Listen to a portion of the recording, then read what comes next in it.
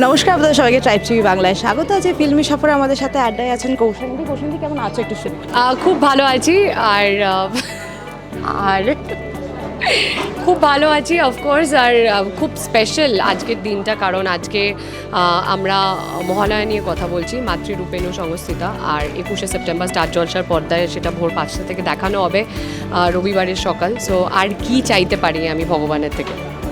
তুমি মা কালীর ভক্ত, প্রতি বছর তোমার বাড়িতে পুজো হয়, এই যে মায়ের চরিত্রটা পাওয়া, এটা কোথাও গিয়ে নিজের ম্যানিফেস্টেশন ছিল কি কখনো? 100%। আর আমি এটার পর বিশ্বাস করতে লেগেছি যে সত্যি ম্যানিফেস্টেশন ওয়ার্কস। মানে মন থেকে যদি তুমি কিছু চাও, সেটার একটা নির্দিষ্ট সময় থাকে সব কিছুর। তো আমি ঠিক একদম সঠিক সময় সঠিক জিনিসটা আমি এক্সপিরিয়েন্স করার সুযোগ পেয়েছি। আর আমার মহালয়ার অংশ হওয়ার একটা বড় কারণ হচ্ছে যে আমি এই অভিজ্ঞতাটা আমার জীবনে চাইছিলাম যে আমার সাথে যুক্ত হোক। আর আমি এটুকু বলতে পারি যে আমার গায়ে কাটা দিয়েছে যখন আমি এই চরিত্রে অভিনয় করেছি। কারণ আমরা এইবারে স্টার জলসায় যে মাতৃরূপেণু সংস্থিতা, তার দুটো কল্পে দেখব অসুরবধ। তো প্রথম যে কল্পে, সেখানে আমি মহিষাসুমর্দিনী হয়ে অসুরবধ করছি। তো সেটা একটা আলাদা, মহিষাসুমর্দিনী হওয়া, ওটার যে এক্সপিরিয়েন্স, ওটা একদম আলাদা। আর এই ভর করা, এটা কি সত্যি? হ্যাঁ, মানে আমি একটাই জিনিস, আমার হোমওয়ার্কের বাইরে যদি তুমি বলো, আমি মায়ের কাছে আমি আমার সমস্ত সমস্যা আমার ঠাকুরকে জানাই। আর আমি কোনোদিন প্রে না করে বাড়ি থেকে বেরোই না। তো আমি সেদিনকে খুব নার্ভাস ছিলাম, যেহেতু কীভাবে হয় শুটিং, গ্রিন ক্রোমাতে হচ্ছে, কীভাবে হচ্ছে, আমি সবটা এক্সপিরিয়েন্স করতে চাইছিলাম। সো আমার কাছে কোনো এক্সপিরিয়েন্স ছিল না, এটা আমার প্রথমবার।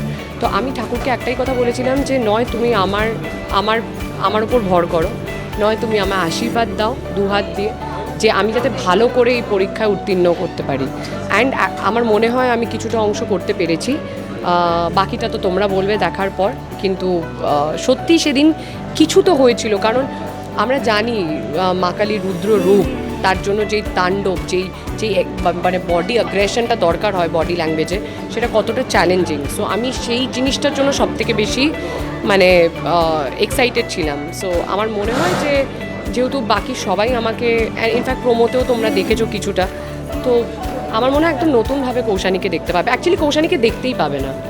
যখন তুমি প্রথমবার মেকআপ রুমের লুকটা দেখলে, তোমার ফার্স্ট রিয়াকশনটা কি ছিল আয়নায় দেখার পর? এটার প্রসেসটা শুরু হয়েছে লুকসেট থেকে। সো যেদিনকে লুকসেট হয় সেদিনকে আমাদের 2 ঘন্টা লেগে গেছিলো লুকটা করতে মা কালী। আর প্রথম লুকটা মা কালীরই হয়েছিল। সো আমি তো ওই প্রথমবার এত বড় উইগ, মানে এত অব্দি চুল মায়ের, তারপর ওই যে মানে প্রায় বোধহয় 40 কিলো আমার শরীরের ওপর অ্যাড হয়েছিল, গয়না, তারপর শাড়ি, তারপর অ্যাক্সেসরি সব কিছু নিয়ে। তারপর খাড়ার একটা আলাদা ওয়েট যখন তুমি ওটা করছো। সো পুরো বিষয়টাই একটা আলাদা লার্নিং এক্সপিরিয়েন্স। যখন দেখলে সেইটা প্রথম লুকটা দেখার নিজের মনের মধ্যে ফিলিংসটা কি ছিল? খুব ভালো। আমি প্রথম আমার ফ্যামিলিকে পাঠিয়েছিলাম ছবিটা ব্ল্যাঙ্ক পেজ হয়ে। আর আমি ফিডব্যাক যেটা পেয়েছি সেটা হচ্ছে যে আমাকে দেবী রূপে খুব ভালো মানিয়েছে, আর এটা আমাকে সবাই বলেছে। সো দেখা যাক এবার কী হয়। কিন্তু আমার নিজেকে সত্যি মনে হচ্ছে যে হ্যাঁ, আমি আই থিঙ্ক এই লুকটাতে জাস্টিস করতে পারবো। সামনেই তো পুজো, কেনাকাটা কি শুরু হয়েছে এখন অবধি না? কীভাবে কাটাবে এবছর পুজোটা? রিলিজ আছে, কেনাকাটি শুরুই হলো না, শেষের তো কথাই হবে না। বাট সারা বছর কিনে রাখি, তো তাই পুজোর শপিং বলে আলাদা কিছু নেই, ওটা জমে গেছে আমার কাছে। কিভাবে কাটাবো বলতে, আমার ছবি রিলিজের সাথে প্রমোশনস করে, আর খাওয়া দাওয়া, হাউস পার্টি, প্যান্ডেল হপিং তো আমার কাছে মাস্ট। আর আনন্দ করে, মানে এটা একটা 5টা দিন, দ্যার ইজ নো ডিসিপ্লিন যে আমাকে এই নির্দিষ্ট সময় বাড়ি ফিরতে হবে। আমি পুরো বিশৃঙ্খল জীবন কাটাবো।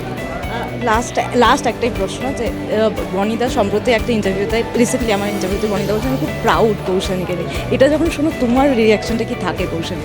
আই থিঙ্ক সকল পুরুষ, আমার মনে হয় বনি সবার কাছে একটা এক্সাম্পল। আমরা যে এত বলি না যে মেয়েদেরকে এগিয়ে রাখা সমাজে, বনি যেভাবে আমাকে ট্রিট করে, আমি আমার জায়গায় রাজত্ব করতে পারি বিকজ অফ বনি।